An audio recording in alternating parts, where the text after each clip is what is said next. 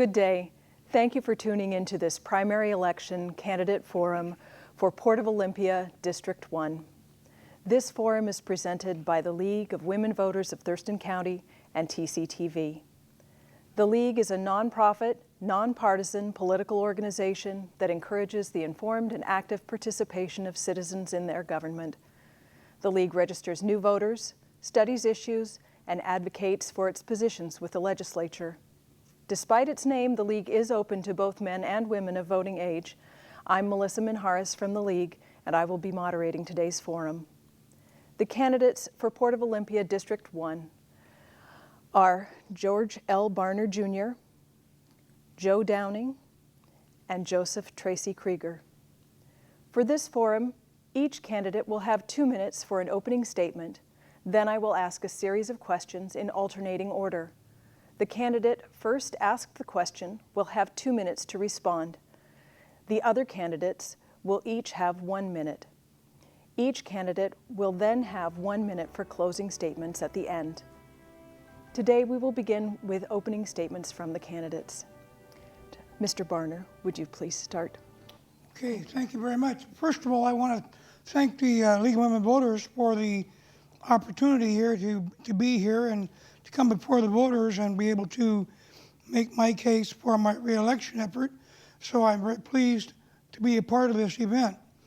I have lived in Olympia since 1945, was educated locally at Fairfield Grade School, Olympia High School, and Centralia College, and then took my degree at Evergreen State College. Have been active in the community. I've been a member of the Olympia Host Lions, the Olympia State, Washington State JCs, member of All Aboard Washington, a rail advocacy group who helped organize the construction and building of the Amtrak depot on Yelm Highway. I'm presently a member of the Harmony 18 Masonic Lodge and am enjoying my opportunity to be participating in community affairs in Olympia. One of the things I'm interested in doing at the port is being able to further lower our carbon footprint. To that end, in 2012, we installed 48 solar panels on the marine terminal warehouse, and we've actually got a building that's now revenue neutral and actually putting energy back into the main grid. In 2016, we will be repurposing 8 or 9 buildings along Tumwater Boulevard at the airport, and we intend to install solar panels on all those buildings to reduce the cost of electricity and energy for the people who rent from us and to reduce the cost to the taxpayers as well. One of the things the port will be doing, okay, I'll wait. Thank you. Thank you very much, Mr. Barner. Oh, you bet. Next, we'll hear opening statements from Mr. Downing. Joe? Thank you very much, Melissa, and thank you, TCTV viewers, for tuning in to this important forum. It's time for change at the port. It's time for change. Many things have to change at the port, beginning with the port needs to pay for itself. The port needs to start acting more like a seaport. The port needs to communicate more closely with the public. The port has been through some difficult issues lately in its communication, so it needs to communicate better with the public. It also needs to solicit citizen input from the public. It also needs to infill those vacant properties that the port has. So there's many things that need to change. So why vote for Joe? Vote for me because I bring to this position the right background for the job. I have 20 years in business background in transportation and logistics. I have 8 years working for the state in consumer protection in a financial capacity. And I bring serious economic analysis to the decisions that the port is going to require. There's many things that the port needs, and I'm very well poised to do that. Having spent 6 years on the Port of Olympia Advisory Committee, I understand the port issues. I understand some of the challenges facing the port. I've paid extremely close attention to the port these last 6 years and what's been going on. So that's why I've stepped up to the plate. I believe I can be a great port commissioner. The Citizen Advisory Committee has allowed me to be on the citizen side, talking to the port about issues. Now that I'm moving to the port commissioner side, I want to continue that dialogue with the public. It is so important to get inputs from the public. There's many things the port can do, and I look forward to talking about those over the next few questions. Thank you for your support. Great. Thank you very much, Mr. Downing. And an opening statement from you, Mr. Krieger. I'd like to thank the League of Women Voters for informing the public and having these forums. And Melissa, thank you for moderating. My name is actually Joseph Tracy Krieger, and I go by the name of Tracy. I'm running for Port Commissioner District 1, and I'd like to start out by a little bit about me. I excuse me, have lived in Thurston County and born here in 1958. I have spent my lifetime in this beautiful county and have great respect for how well of a job both the port and the county do. I made my decision to run for public office because I believe it's time for real change at the port and in local government. My art is in cooking, and I'm a small business owner and a farmer, and my emphasis has been on food finance, excuse me. I've spent many years in financial advisory and small business, learning a lot about how to analyze finance. My basic platform as port commissioner, I'd work to ensure that public funds and public lands are managed with strong strategic long-term plan that needs to be updated. I want extensive public input in that plan from all Thurston County citizens. As port commissioner, I insist that the port be a strong steward of its environment and public lands. A plan or decision must ensure good, clean water and soil. The port must move to environmentally sustainable cargo. The port must lower its carbon footprint and that of its community. The port must work with the city, the county, and the states and develop a sea level rising plan now. As port commissioner, I will work hard to ensure that the port uses public assets to build a strong and more sustainable local economy by supporting strong local and I need to end there. Thank you. Thank you very much, gentlemen. And now we'll move on to the questions. And again, we'll take those in alternating order. The first question will begin with you, Mr. Downing. There has been concern about sufficient transparency and avenues for public input into port decisions. What would you propose as additions or changes to the process? Thank you, Melissa. As I mentioned earlier, citizen input is extremely important, very important. I also mentioned that I had spent 6 years on the Citizen Advisory Committee. I interviewed for that position. I was chosen from several candidates, and I enjoyed my time. Part of my work on that commission, on that advisory committee, was public participation. So I think that that's very important to have that. I think that we can enhance the work that the Citizen Advisory Committee is doing.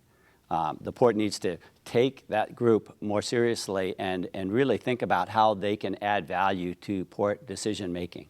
So that's number one. Number two, sometimes there's a need for an ad hoc group of folks to come together to help solve a difficult problem. And one of my thoughts that occurred to me lately is, what are we going to do about the cargo that's being shipped through the port? What can folks contribute in terms of their ideas about different types of cargo that we could get involved in? It's important that the cargo be environmentally friendly, that it fits into the global import-export pattern, and that it utilizes port properties to the best of their ability. So there's economic factors, there's citizen concerns about that, and so I'm extremely open to that type of work, as well as my stated position on collaboration with local government and citizen groups. Thank you. Thank you. Mr. Krieger, again, the same question. There's been concern about sufficient transparency and avenues for public input for port decisions. What changes or additions might you propose? Over the last 2 years, I've been sitting on the Thurston Conservation District Supervisory Board, and I have the same concerns with that small entity because it tends to be not known to the public. They tend to, it's a entity that runs under the radar, so to speak. And we've been, on the board, we've been really trying to get better communication with the public.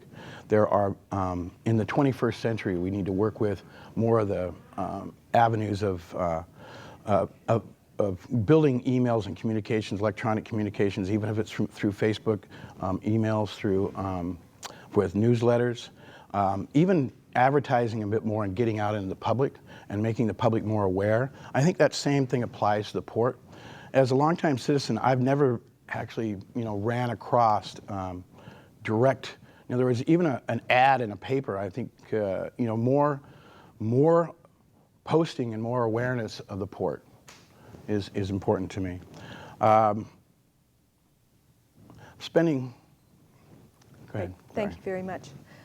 Mr. Barner, same question.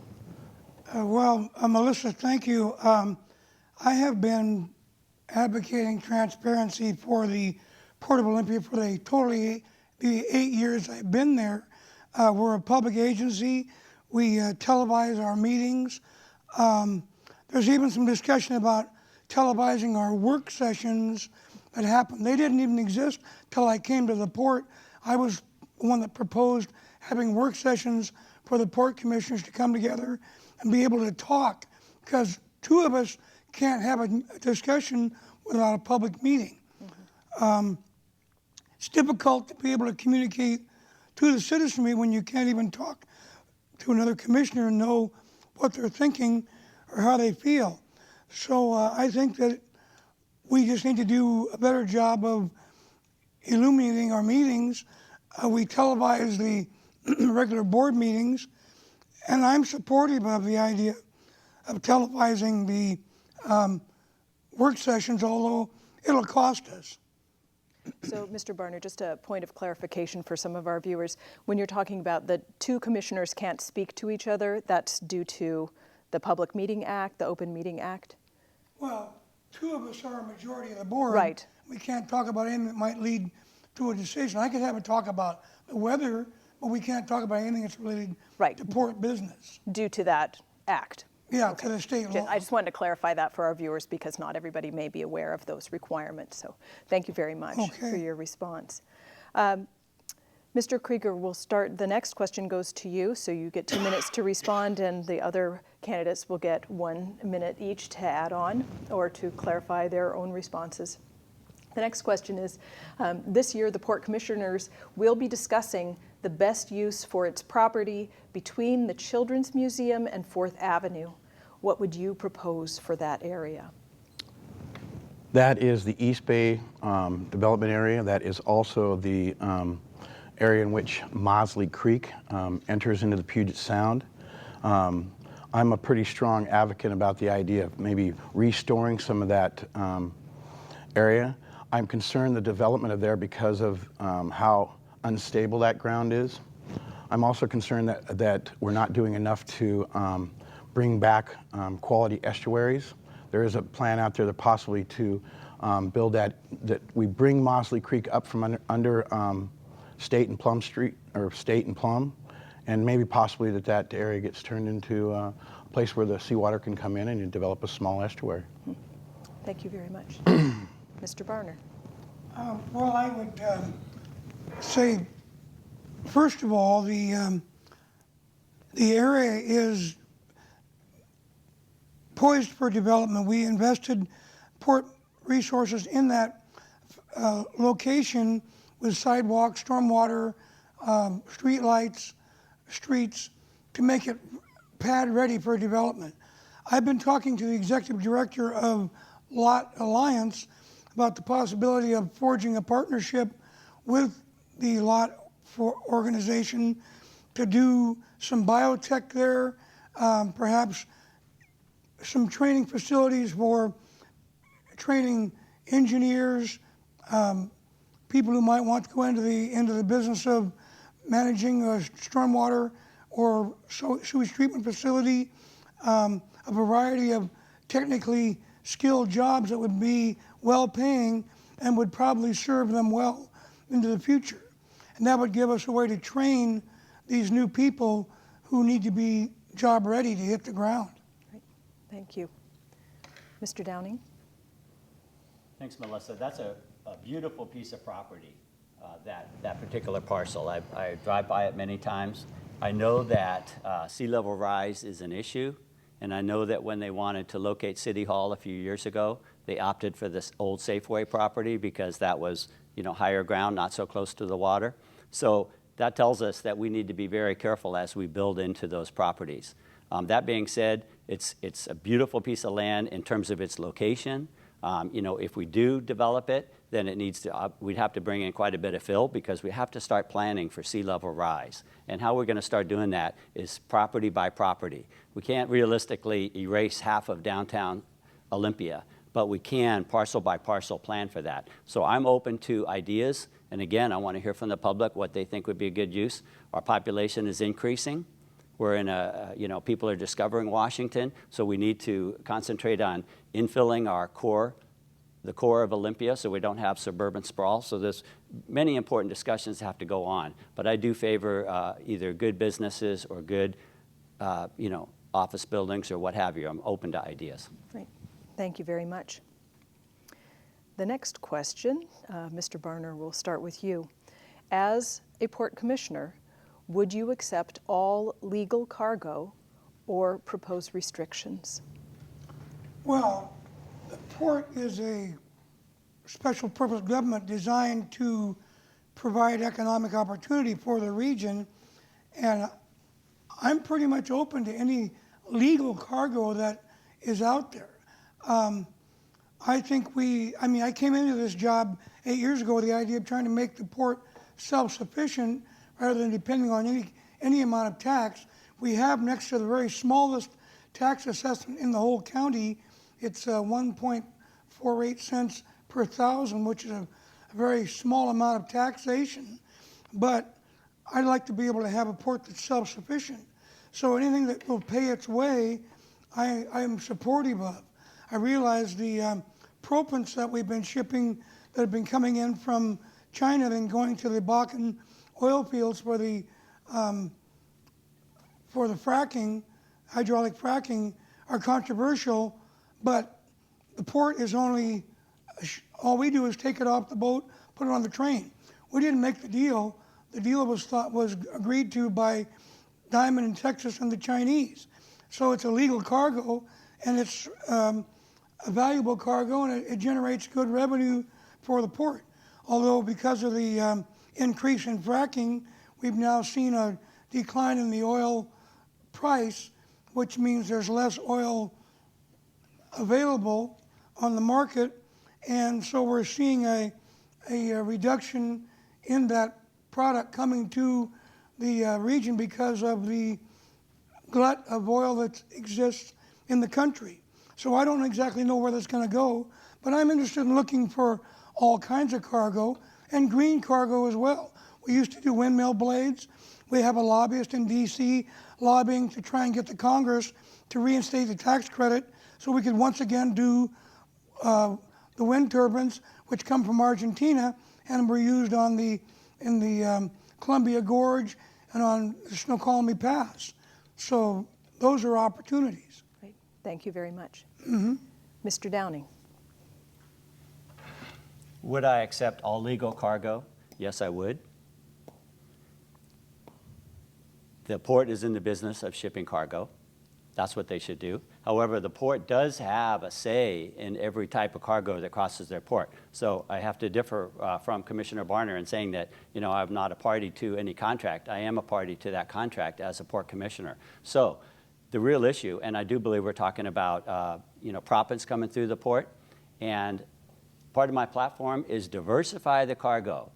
Reach out to other customers to find environmentally friendly cargo that works for other nations, cargo that works for this nation. We need to wean ourselves off of fossil fuels. So we'll have to ship proppants as long as that's the only cargo, but I'm telling you, we're gonna work hard to find other customers to enhance the work of the port and diversify the cargo. Great.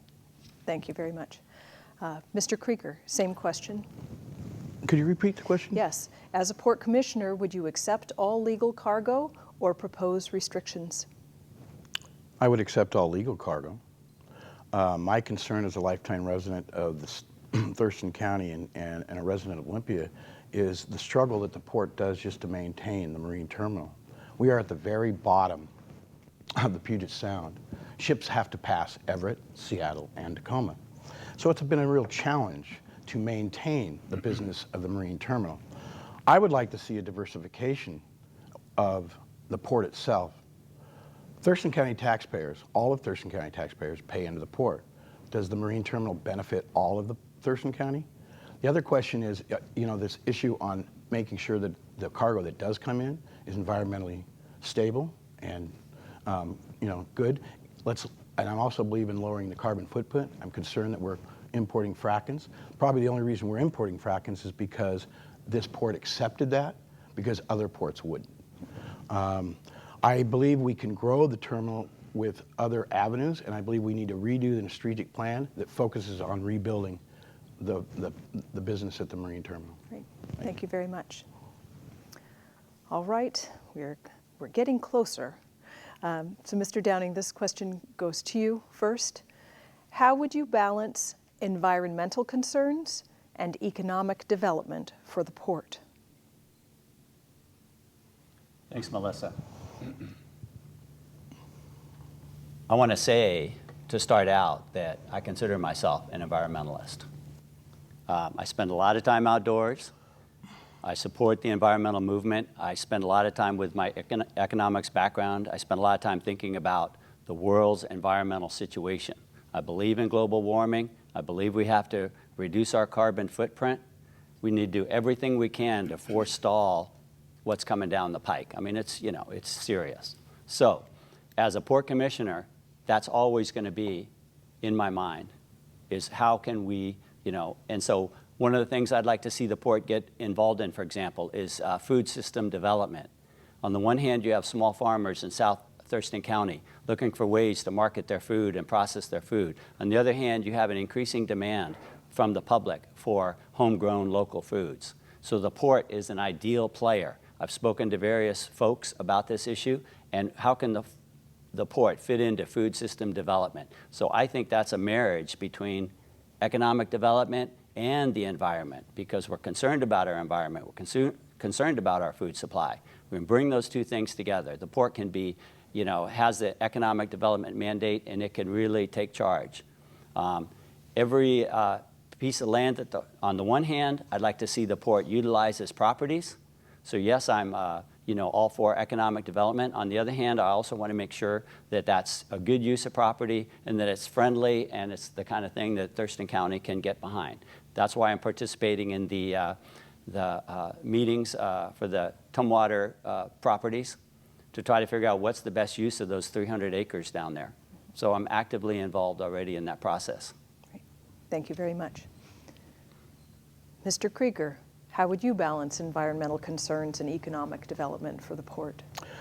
One of my main platform issues is that all decisions made by the port must maintain good, clean water, air, and soil. And those decisions make it, that's economic sense, because as we make those decisions, we can do things to lower our footprint. I'll reflect on, and I support Joe's position on the local food system because I've been working on it for the last 4 years. For one project, for example, if you want to look at some environmental stewardship of the property that's out by the port, there is a piece where somebody has proposed to actually do some rotating grazing. It's on the north end, on the west side of the airport, which could be, it produces food and maintains that property. Currently, right now, it's hayed. So there's a lot of things as far as the food system and some of the land property that could be utilized to grow the local food system. The local food system is a way to grow the economy based on small businesses and building the farms and the agricultural business. Great. Thank you. Mr. Barner? Okay, thank you. I would like to say that the port was approached in 2012, late 2012, or maybe 13, by the Economic Development Council seeking a grant. They wanted to submit a grant, request for a grant from the federal government, Federal Department of Agriculture for $300,000. It was $100,000, but we had to match it. So the port, they approached us. We put on the table $150,000 of port money to match dollar for dollar the $150,000 we were going to get from the federal government.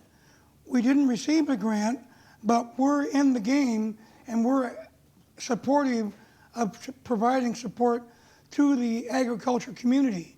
To that end, we have been supporting the STEADY organization, which stands for South Thurston Economic Development Initiative, that was brought together by a lot of small business owners in South County and people in the ag industry, and they would like to be able to have additional help. The port was willing to put our resources on the table to be able to make that grant possible, to hire someone to coordinate all that activity in South County. So we've got a history of already being in the game. Great. Well, gentlemen, we've come to the end of our questions, and now we're going to hear closing statements. So you will each have 1 minute for a closing statement, and we will start those with Mr. Krieger. Thank you. Sorry. In closing, I'd just like to say that I think we should really take a look at the 20-year-old strategic plan of the port. I think the port needs diversification.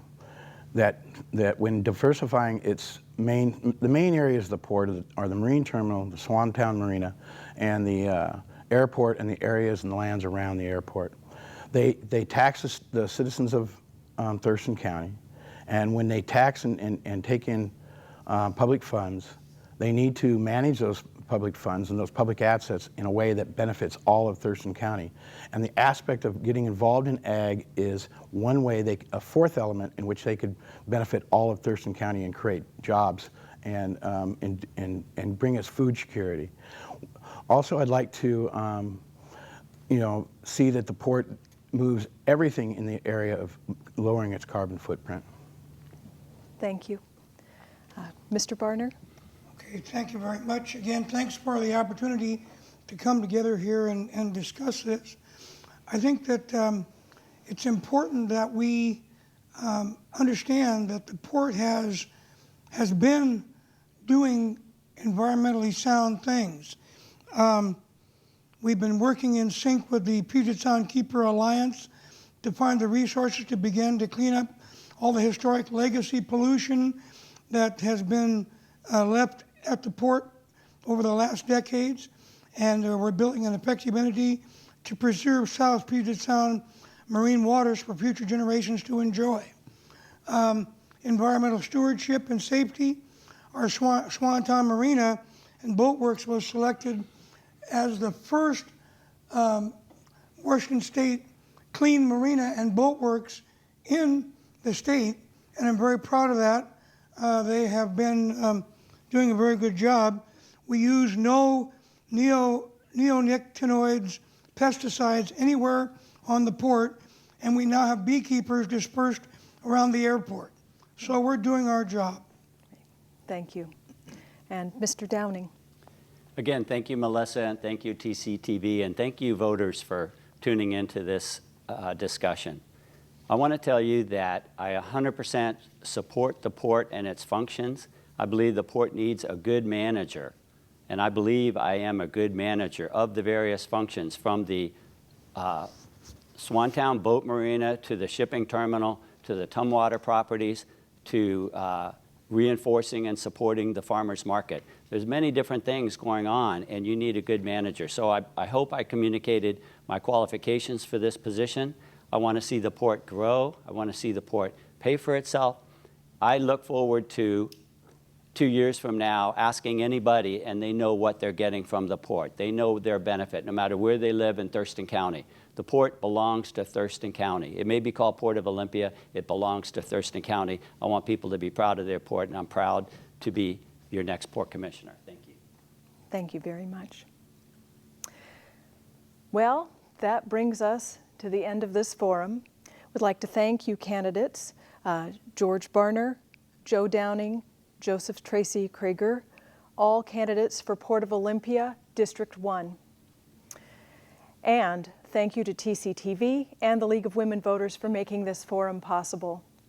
Viewers out there, we hope when you vote in the November 4th general election, or actually in the August primary, that this information will help you make a more informed decision about your candidates. Goodbye. Thank you very much.